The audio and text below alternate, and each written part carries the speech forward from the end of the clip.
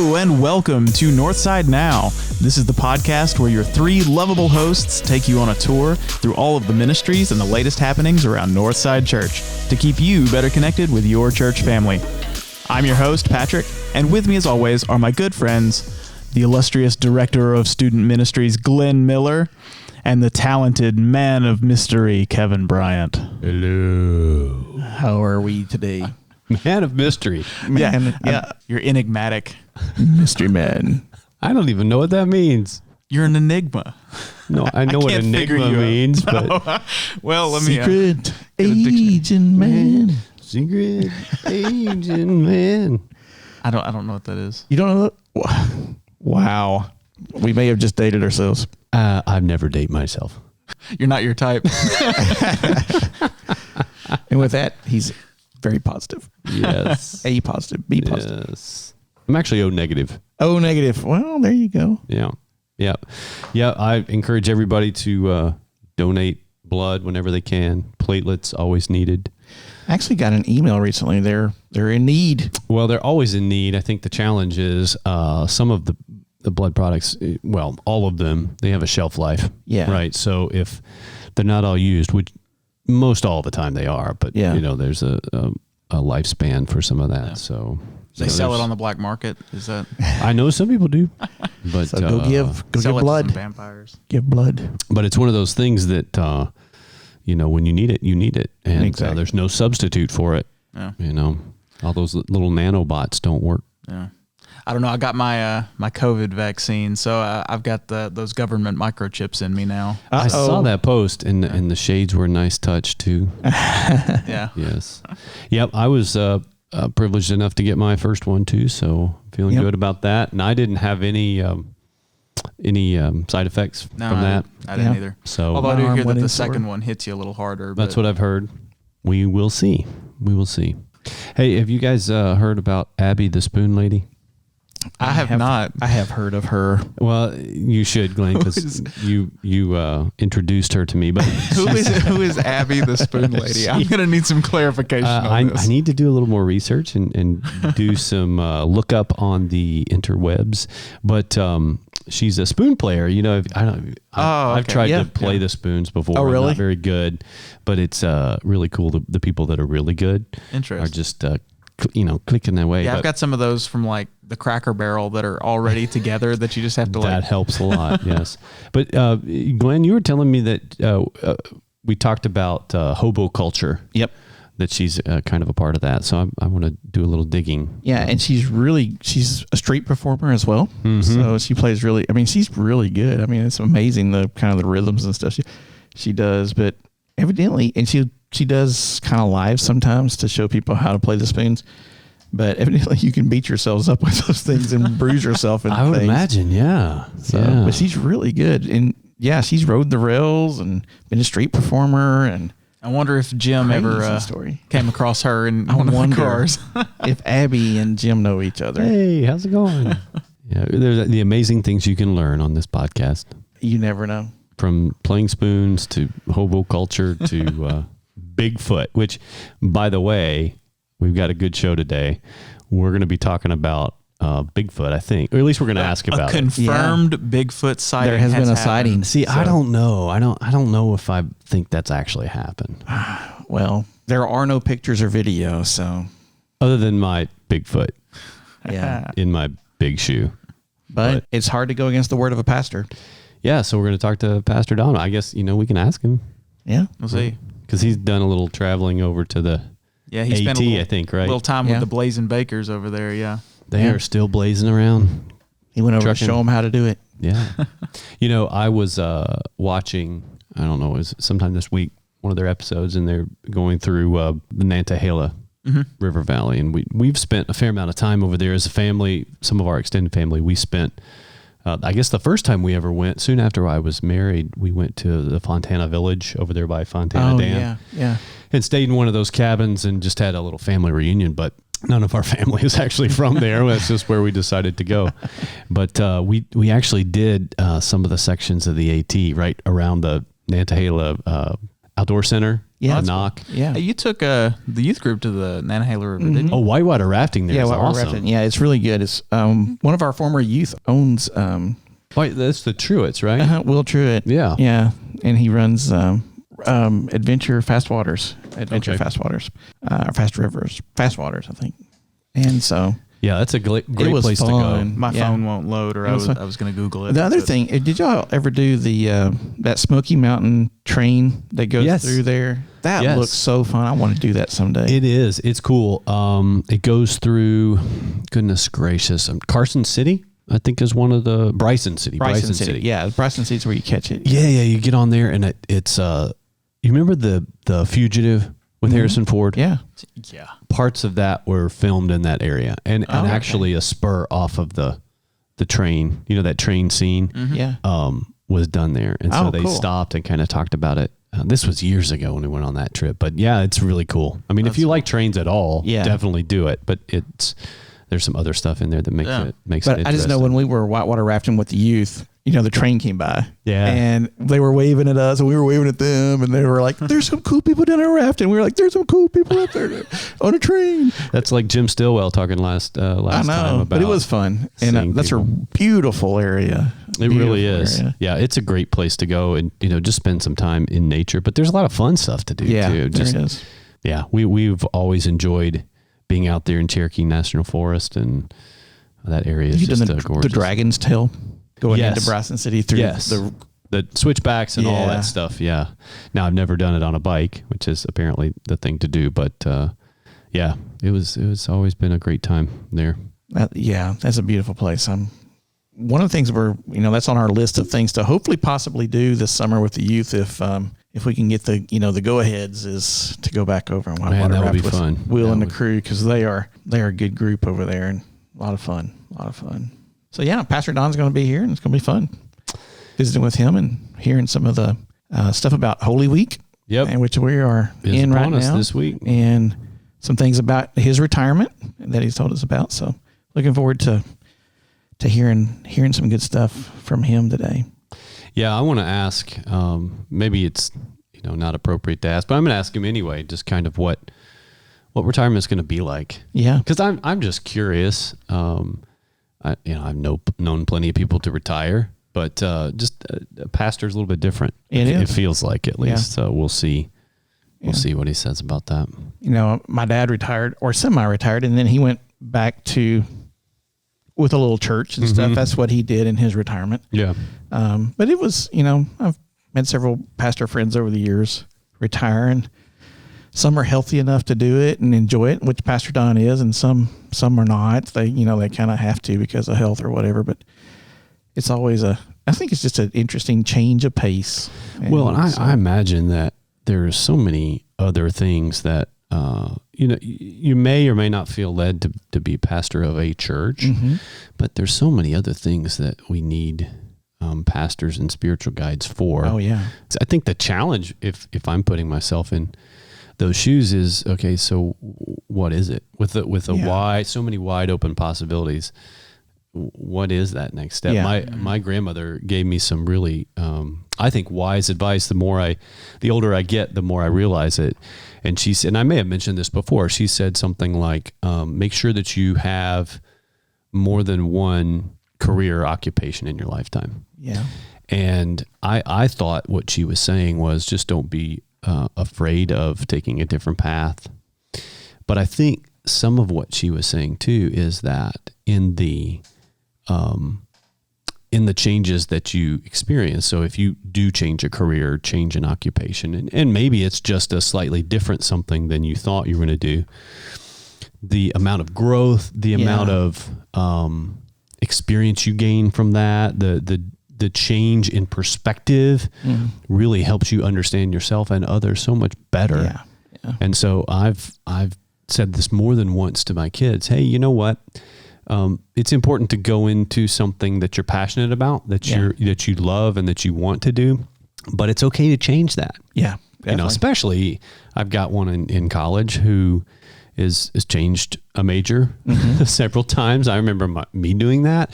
And I think that's so normal and so okay to do. Oh, totally.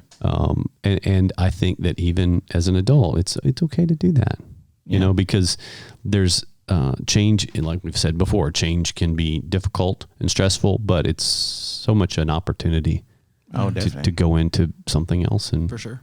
And God can work through all of that, of course, in anything that we get into. So just being open to it is really important. So Kevin and I were talking about, Patrick was watching us talk about the NCAA tournament. Oh yeah. You know, I don't really have much to add there. I don't watch a whole lot of sports. But you didn't do a bracket, Patrick? I didn't, no. That's you're un-American now. I mean, I could still fill one out. I haven't watched any games. I don't know what happened. So, well, it felt a little weird. I wasn't as into it as I have been in the past. Of course, last year things were really bad and but I just miss the fans. Yeah. I miss I'd hate to be a college student right now and not be able to go to the games. That would be horrible for me. I just miss the fans watching it from home. But I love the tournament. And so, well, you know, I was riding in my car. I was listening to a Dungeons and Dragons podcast, and one of the characters made a really good roll. It was an important roll, and they rolled like a natural 20, and so I like cheered alone in my car. And for the first time, I think I understood what it was like for people who like watching sports, because I was like, okay, no, wait, I get it now. Well, my nephew is a baseball player. And he's it's been a real challenge, and he's an incoming freshman, so he's new to the college experience too, although he, as a part of his family, he's been around colleges a long time. His dad's an administrator. But it's been really difficult for him because not only because of all these restrictions and all the rules and things that you have to abide by in terms of quarantining and all those different things, but it's just been a challenge to play in different environments that don't have the typical fan engagement. The crowd definitely plays a part in most all team sports, and it takes on a whole different feel. Being a player. Oh yeah, and I know, just as a player, I know you played sports and stuff, but the crowd does something to you, and even as a fan, but momentum shifts and stuff. I mean, the wave of the crowd, and your students are one of your biggest. You know, Texas A&M, the 12th man, and all that. You think of that tradition, and just, you know, it's just, you know, but it's just tough. Especially professional sports, where they're getting paid to entertain. Exactly. And when we were talking about, you have the piped in crowd noise and the cardboard cutouts. And it's just, I don't know. It just, we've gotten used to it over this last year, I guess, but it's definitely different. It'll be great when we can get back to for sure that. It'd be kind of like for us at the church, Patrick, if you started piping in elevation worship music or Hillsong or something like that in the background. And I mean, I can if you want me to. You know, you had like people praising Jesus from behind. You know, just like the seats are empty, but listen to that crowd noise. It's cardboard good today. Cutouts with cardboard cutouts. Yeah. What if every family put their cardboard cutout in their pew? That's my pew. My dad has a cardboard cutout of himself in his office. He does. It's the most terrifying thing. Like, you trust me, you don't want that. You know, watch it. Some Major League games, you look back at some of the cardboard cutouts at the back, you're like, I wonder. Oh, look, it's the Geico Gecko. And it is pretty interesting. Next to Doge. Yes. What if churches did that? That'd be great. That would be really funny. I was just looking it up because I had to make sure that it was the same train, because I thought, I'm going to take it back for a second. I rode on the. I was wondering if that was. Didn't you do the? We did Polex? the Polar Express thing back Christmas. I was wondering if that's the same one. 2019, I thought it was. Yeah. And I was looking it up, and I was like, "Is that?" Yeah, we left out of Bryson City, and it's that Great Smoky Mountain Railroad, but they had it like decked out for Christmas, and they had built this whole Christmas village, and they had the elves, and they did the whole show. It was really cool. It was like the Polar Express. It's a great spot to go vacation. But you were talking about it, I was like, wait, I think that's the train I was on. So yes, I've been on that train. Did they do like hot chocolate? Oh yeah, we got song cookies and hot chocolate. They did the song. Oh, that'd be fun. Yeah, Santa made an appearance, and did they have the scary hobo? They didn't have a scary hobo. I think I was the scary hobo. Actually, they did have the. Did they have hobo, marionettes? Yeah, they basically did the whole Did they really? thing. Yeah, That's pretty cool. They brought out like the book and they kind of like read it and then acted parts of it out. And, yeah, it was actually really neat. I think that would be fun. Josh Groban came out and started singing. I wish. It was nice. But, yeah, I got a little bell. Oh, did you? Mm-hmm. Did they give those to you, or did you have to purchase it? No, it was included with the ticket. Everybody got a little bell. So I guess you believed. Actually, I couldn't hear it until I saw Santa Claus at the end, and then did the skydiving elves make an appearance? They missed the train just. Oh, they missed the train. We can't give away the movie for those that haven't seen it. But the skydiving elves, they're famous. They're with the Navy SEAL leapfrogs and the Army Black Knights. Hey, I saw one of their videos this week. Really? Where they came into Neyland Stadium. Oh yeah. That is cool. That is a cool video. That is a very cool video. Yeah. Yeah.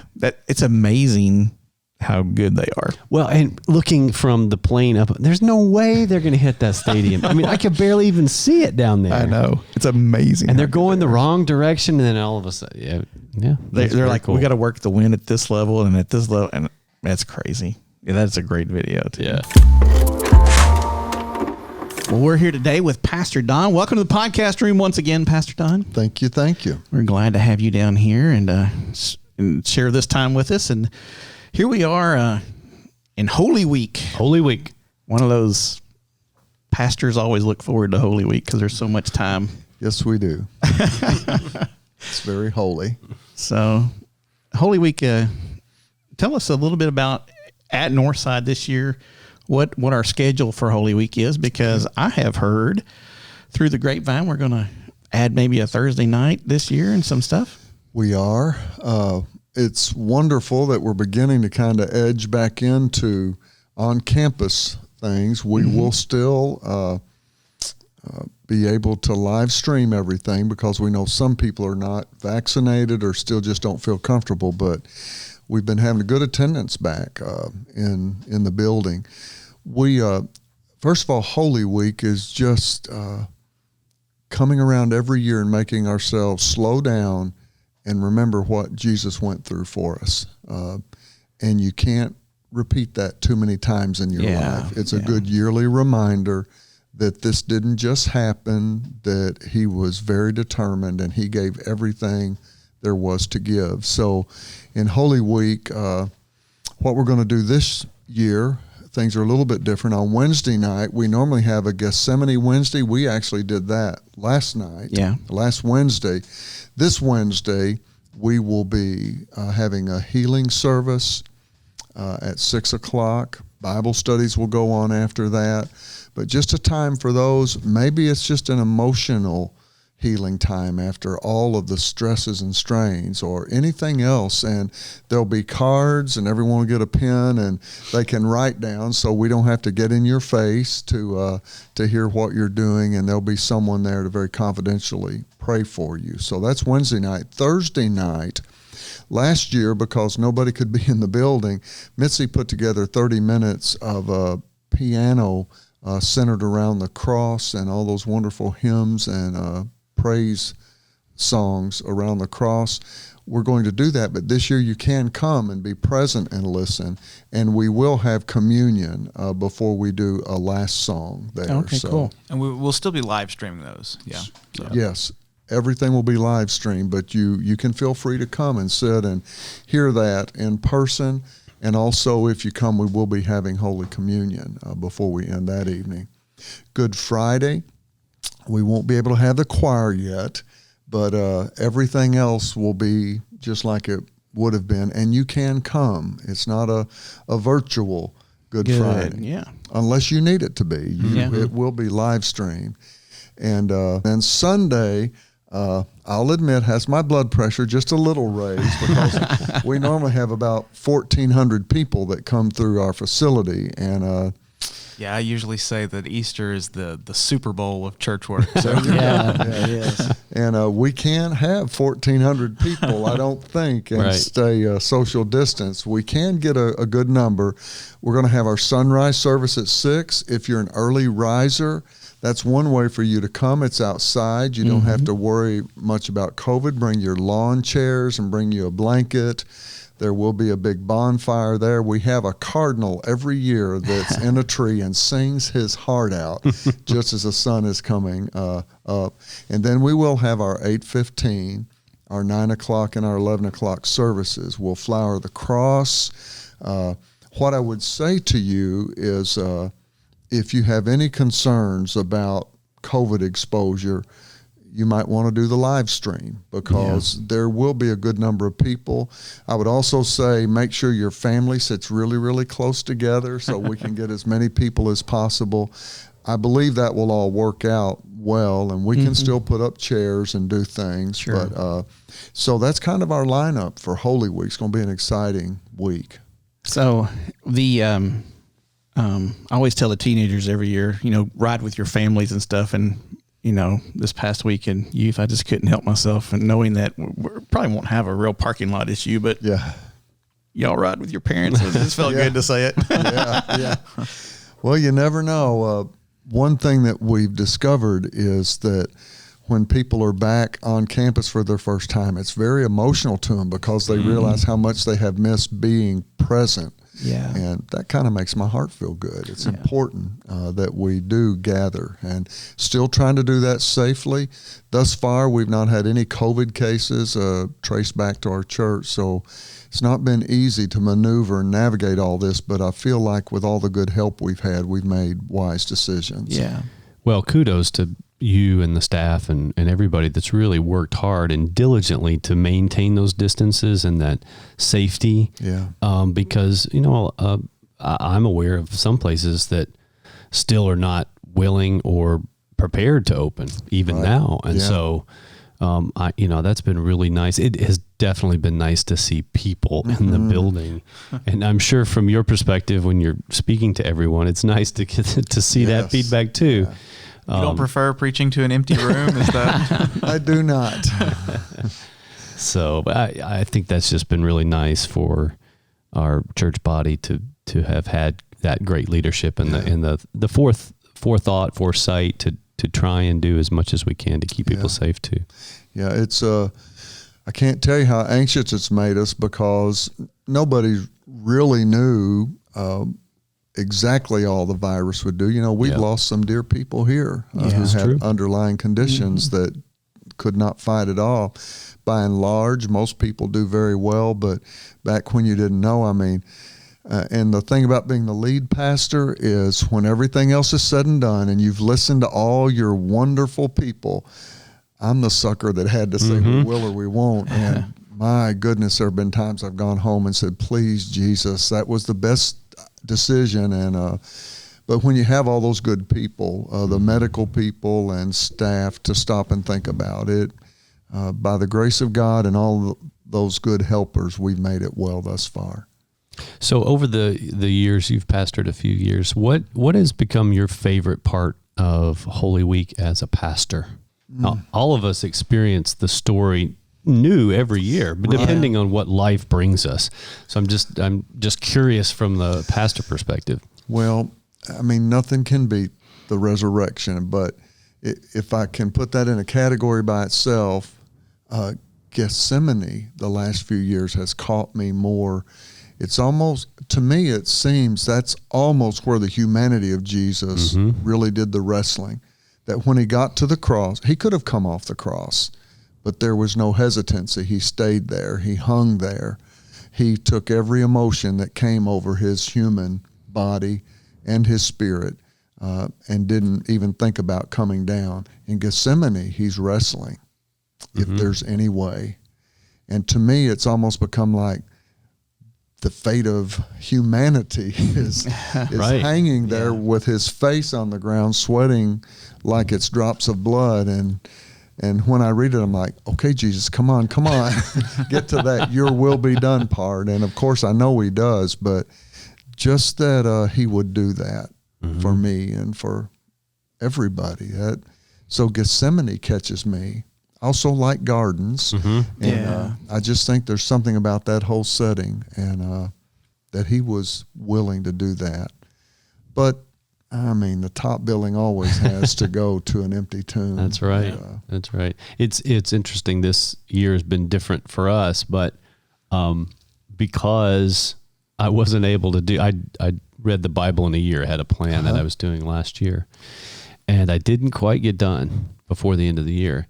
And this tells you kind of how far behind I was. But at Christmas time, I was reading about the crucifixion story. Oh, wow. And I think that I'd never done that before, but to think about the birth juxtaposed right with here's what's going to happen. Right.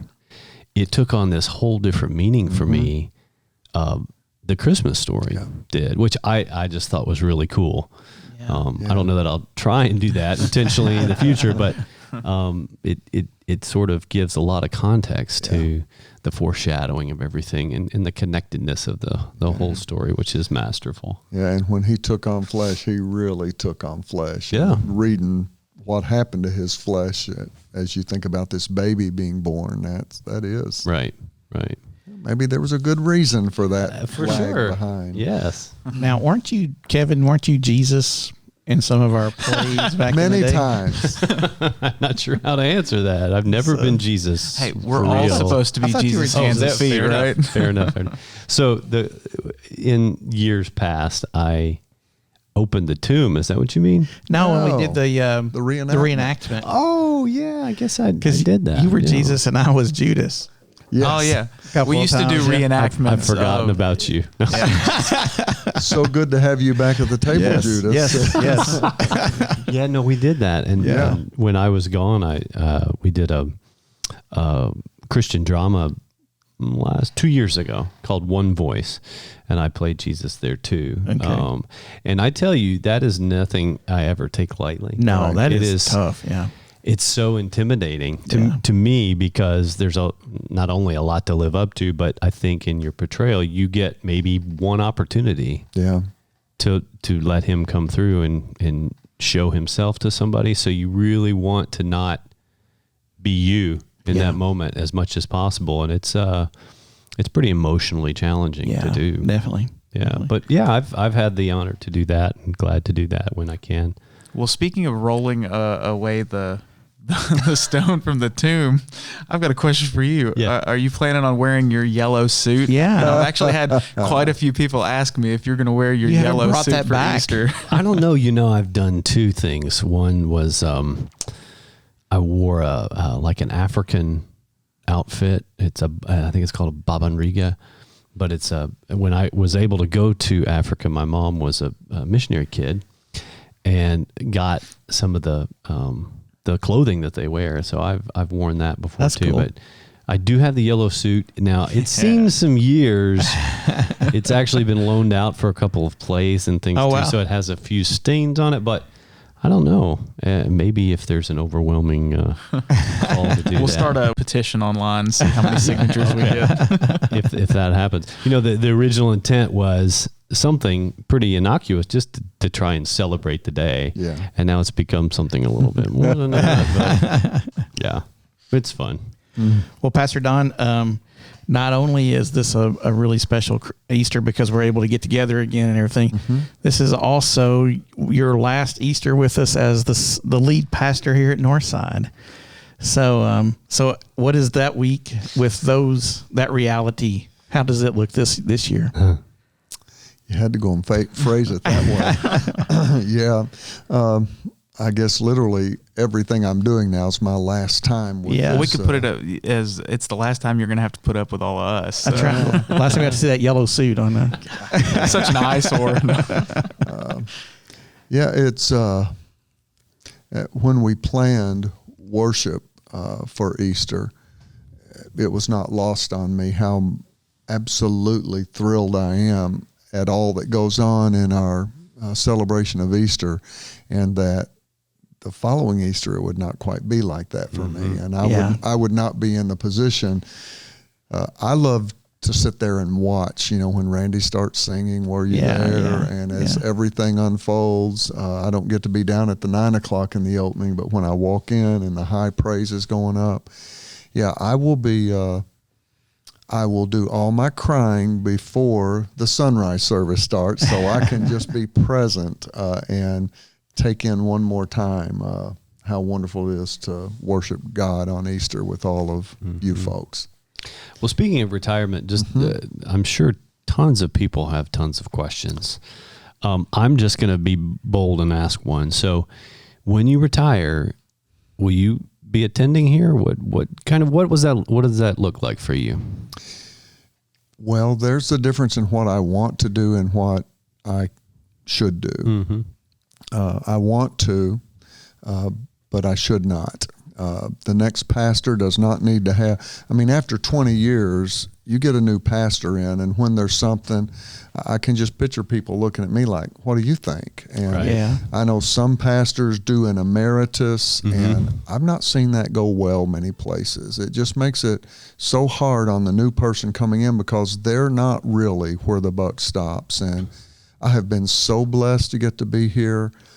The other thing is, if I stay, I'm going to have to do funerals and weddings. And by the way, Patrick's the last wedding he and Elizabeth that I will do. Right under the line there. When he started talking about it, I already knew that I was going to be announcing my retirement. I'm like, well, what date are you thinking? he came in just under the wire there. So the 30th is my official ending, and the 26th is wedding day for Patrick. But when I leave, I won't be coming back and doing funerals and weddings. 2 reasons there. The first is I should not. The new pastor. That's how you really, the people that I know best are the ones I've walked through those times with. And that's just a wonderful way to get to know people. And I would be robbing the new person of those moments and really becoming the pastor of the people. The other is, if I did that with as many funerals and weddings as there are here, I might as well not retire. I'd just Good point. Good so point. I need to slow down some. I sat down and kind of did the numbers. I work about 65 hours a week. I'm soon going to be 65. I don't think you can do both those at once. So it's just time to slow up some. And but no, we won't be. My wife, it's been so hard for her because, Terry's this wonderful human that doesn't try to boss anybody in the church, being the pastor's wife. She just loves to sing her heart out. And this church's music ministry has been heaven for her. And, Mitzi told me, said, well, I hate to see you go, but I understand, but Terry's not going anywhere. And I told her I had a contract with her that supersedes anything here. And, so it'll be tough for us, but, we'll probably sneak back. Well, hey, we can always set you up a fake Facebook name, and you can tune in on the live stream. Yeah, that's true. We'll come up with an alias for you. I confess I've already thought of that. See, we're thinking alike. This is dangerous. Yeah, I know. Well, you and I think way too much alike. Anyway. But that's really hard because all of you all get to hang out together, and I know. It's difficult for people that have become so accustomed to Terry and I, and there's grief. I would just remind you all, we're letting everyone go, and it's not easy. And I haven't done this in 20 years, so it's kind of like walking a new path. But I am excited about it. I know it's the right thing, and I know God's going to bring someone here to keep this amazing place going. So to everything, there's a time and a season under the heaven, and I've had a pretty good season here. 20 years is more than any preacher could ask for. Yeah. And I still love you all. That's good too. If you do 20 years of church and still love them, that's right. I love this church. And so what do you plan to do with your time? You've been a pastor your whole adult life, and well, he was actually telling me that he's planning on growing a retirement beard. Yeah, we had to see pictures of that. Yeah. Yes. I'm putting words in his mouth. that'll be his profile pic for his fake account. That's his disguise. I'm gonna let my hair grow real long. There you go. Over my face. Who knows? I have no idea what I'm going to do. I'm going to garden a little more. Yeah. Because I so love that. I'm going to spend a little more time with Miss Terry and my kids. I've always been careful to make time to do that, but I want more time for that. Yeah. I've had several inquiries from different people. I've been a little amazed at the scope of the different things that I've been asked to consider, and none of those have hit home with me yet. I've not rejected any of those, so I'm just everything from pastoring a smaller church, obviously not a Methodist church, working in the school system, working in grief counseling, just several things. So I'm not going to do anything quickly. Miss Terry and I are going out west to see Yellowstone and nice. That'll be fun. southern Utah, and so I'm not going to do anything except relax a little after June for a while, and then I do know I don't want. After 3 quarantines, I know I do not want to just sit at home in the house. So I know the right door will open, and maybe something that's like 30, 32 hours a week that, I think I could do that and feel like I was on vacation. So that's at the moment, nothing in particular, but, prayerfully looking at several options and thankful to have had several contacts about options. So. Yeah. Well, that's one of the things. My brother's a pastor, and I know the unique blessing you can have as a pastor. I always tell him in ways I'm often jealous of him because he gets to see the change in people very directly with multiples in how Jesus is working in really, really clear ways that the rest of the congregation may not always see. But then you have the other side of the coin too, which is a unique burden as well.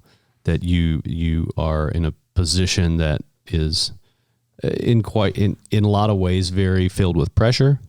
God gives you strength for all of that. But I would say, and this is something have put into my mind, is that we all need, as we're praying about the church and the new leader coming in, we're praying for you too, to have. The moments of discernment where you can decide and let God convict you of where you need to be. Because that's just because you're leaving doesn't mean, relationships are ending. So we have, I think, a responsibility too, as brothers and sisters in Christ together to pray for that for you too. So just pray for wisdom, to know what needs to happen there. I've always had a bishop tell me where to go, and probably several that would like to tell me where to go now, but they can't direct me in this next phase of my life. So that's actually new and a little exciting. I appreciate the prayers because I'm going to have to be a little more careful to make sure I'm discerning and listening and not just doing what I might want to do.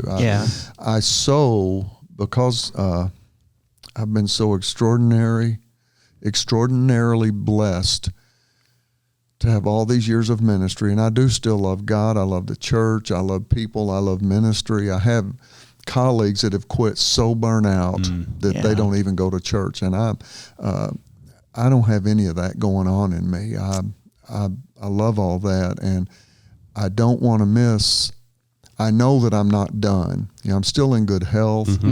I probably know more than I've ever known about ministry, so I don't want to miss what I'm supposed to do in the next phase. Right.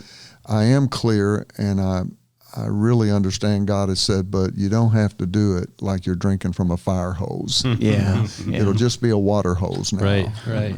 But still ready to drink from whatever He has for me. Yeah. It's always important to know when, like in the military, when it's time to move up to like the headquarters or something and get off the front lines. And you're just as effective at the headquarters as you are on the front lines, but it's just a different type of job. And so for the kingdom, you're going to definitely be as effective as you always have been. So and I will. I have a lot of pastors who call that I mentor and talk with, and with Methodism in the dire straits it's in now, I know I'll continue to do a lot of that talking with pastors that are just concerned and worried and encouraging them and praying for them. So I will not stop serving the Lord, obviously. now we've been keeping up with your kids. Yeah. How are the Blazing Bakers doing lately? Have you talked to them in the last few days? Well, you actually went and spent a week with them. Yeah. didn't we you? did. So how was that? I hiked some of the Appalachian Trail. Oh, Look at you. Not a lot, but That's all right. yeah, we would pick them up at the end of each day, and we had a cabin. We took them back, and Terry had a huge meal cooked because they burned so many calories and they were so thin. So we're feeding them everything we can get in them.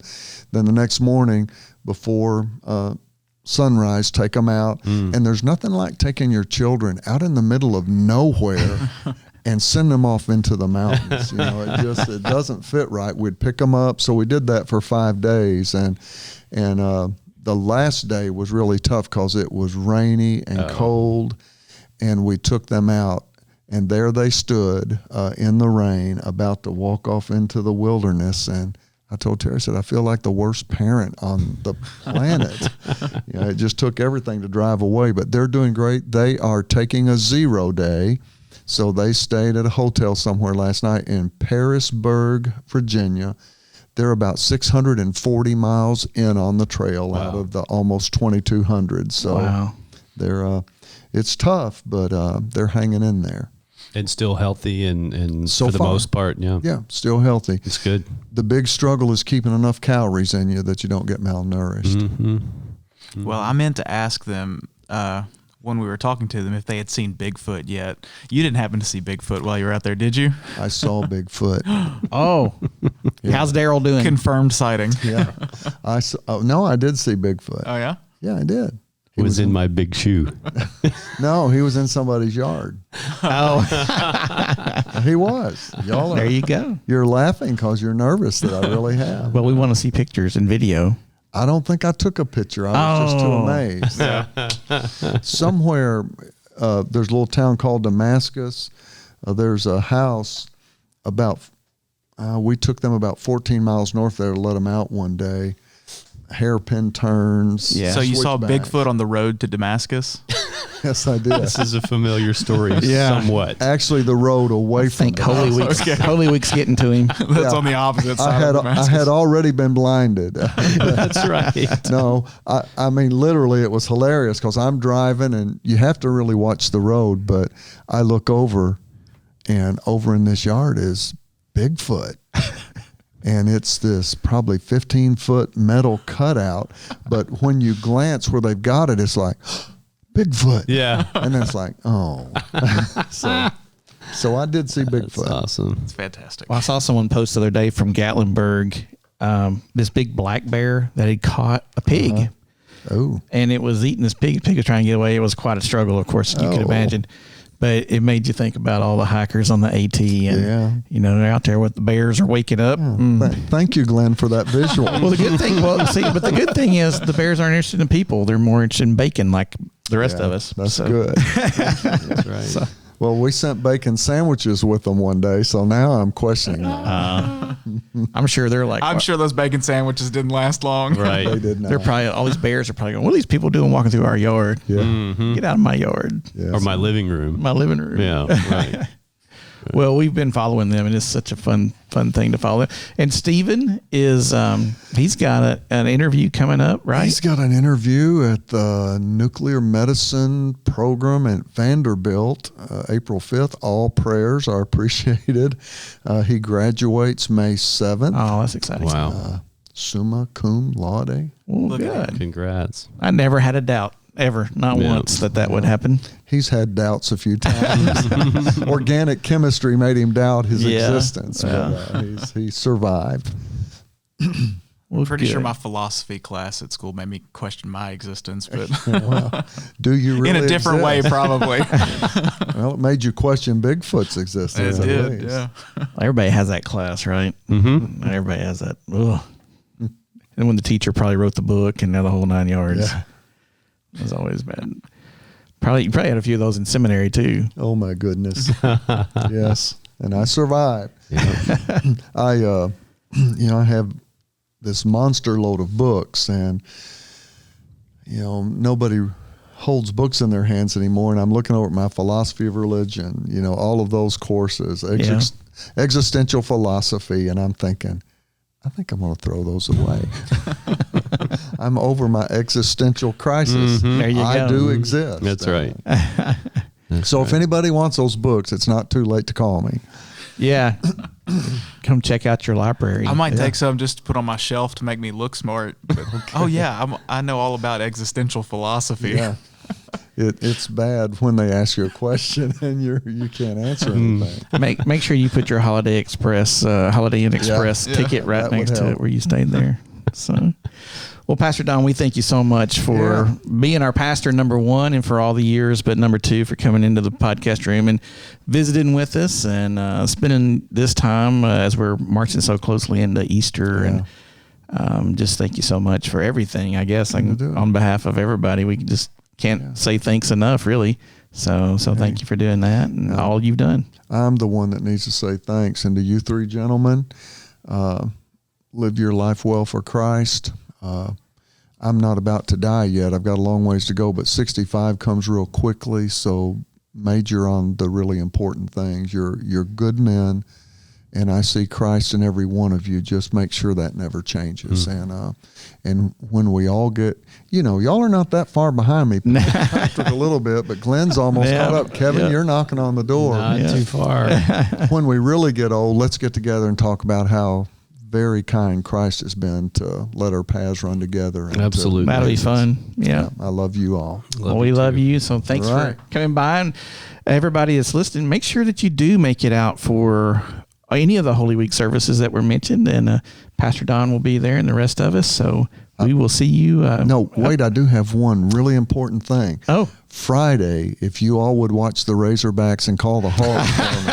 We're in the Sweet 16. Oh, good. We were talking about that earlier. A little before bit. we started. Yep. So. Yeah. I will have more time to watch the Razorbacks. There you go. And, I actually have someone here at the church who said that they will go to a Razorback game with me. So Oh, good. Fun. that would be Mike Ashley at Allegra Printing. Oh, wow. Oh, wow. You still have that Razorback hat that we gave you back when I was in, 6th grade? Oh, yes, I do. Nice. That's awesome. That says "Go Vols." This was Dale's doing. Beautiful Razorback hat, and on the back it said "Go Vols." I took the G off. Oh, Vols. It just says "Oh Vols." That's funny. Sorry, y'all. The characters over the years. Yes. That's awesome. Thank y'all. Well, thank you for being here with us on Northside Now. Well, that was a really good conversation. Yeah. Yeah, it's been a while that I've really thought about being in that position, and it's probably a pretty tough thing to go through. But I really have always appreciated the way Pastor Don has wisely and thoughtfully considered, his role as a not only a servant but leader of the church, and we'll definitely miss having him around. But wish him the best, and know there's tons of great things in store that God has in store for him personally, but also as a pastor. And I'm so confident that there's going to be a vital ministry that he's involved in that will change people's lives, just like he has for the last 30 plus years. Yeah.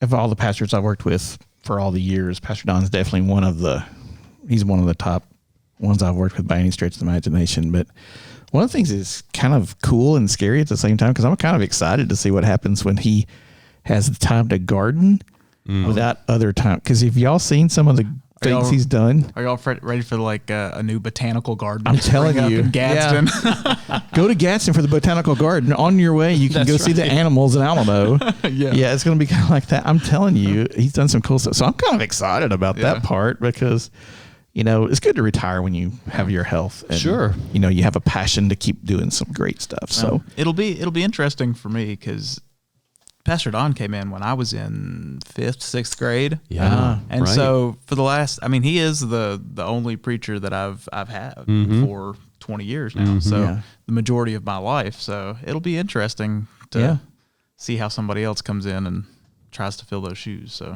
yeah, and I think it's going to be hard for many of us who have been at the church for a while to kind of adjust in some ways, and really try not to compare comparison for anyone is always a really dangerous game. dangerous thing to do. Yeah.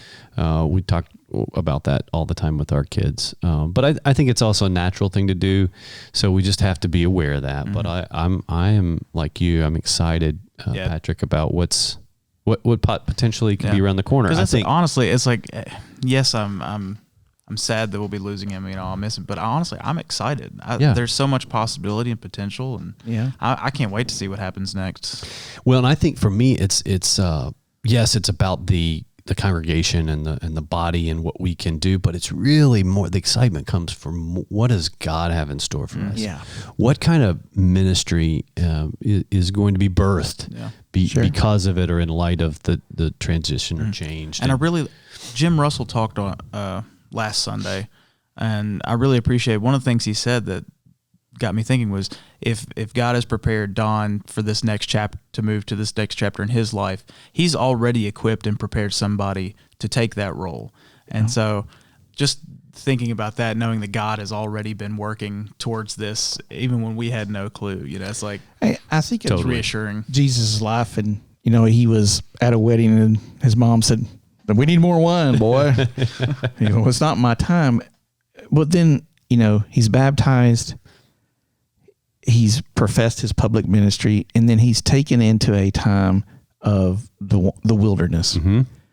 And everybody goes like, "Oh, that's horrible." But that's just such a preparatory time. Mm-hmm. Yep. Because what happens after that changes the world for eternity. Right.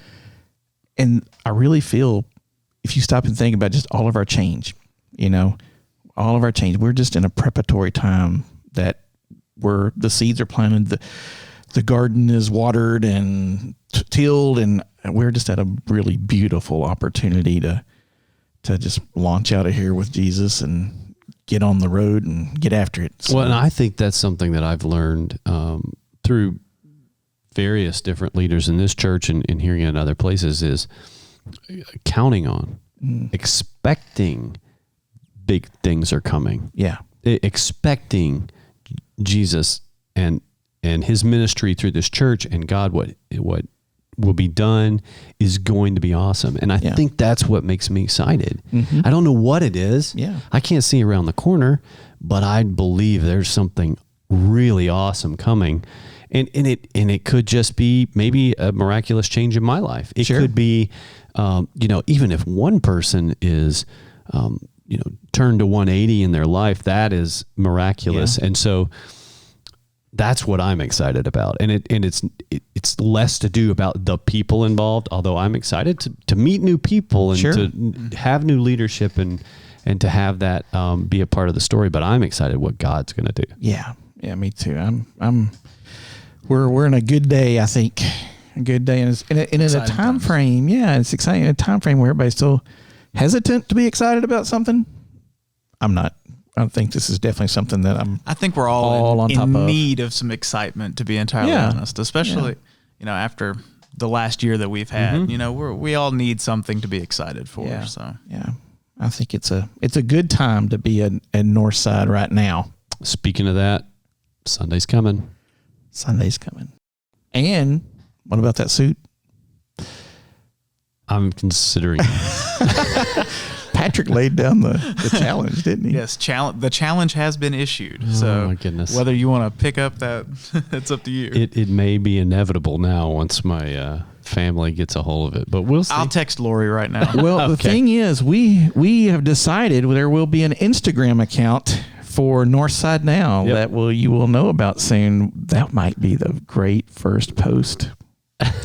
Just a picture of Kevin in that suit. No caption, no explanation. Just the welcome suit. to Northside Now. Bam. Okay. Well, that's the challenge before us. There we go. That'd be awesome. Well, guys, thanks for podcasting with me today. Well, it's been a pleasure. It's been a good time. Always fun. And we'll see y'all next time.